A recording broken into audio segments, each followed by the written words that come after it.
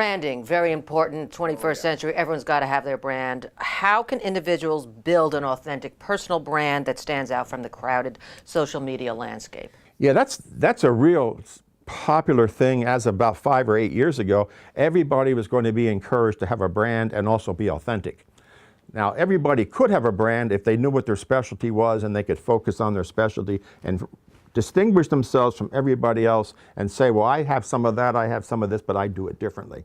But if you're not authentic, no one's going to believe you, because people can see through phony shells that people put around themselves, but they're not being truthful, they're not being honest, they're all full of this, what we call today, fake news. The reality is you have to be an authentic person, so we're talking about values. When we talk about lifelong learning, we're talking about people who have high moral and ethical values.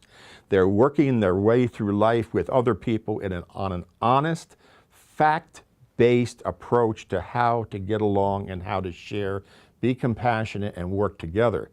But if you don't have those basic values, it's hard to encourage people because you can't necessarily trust them.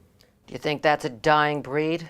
In the United States of America today, yes. The thing I'd have to say, everything I've done in my book is about the American tradition. I have been tied to this country and to this federal government all my life, 50 years of work. I've never seen the country in the worst shape that it is right now, and it's getting worse every day.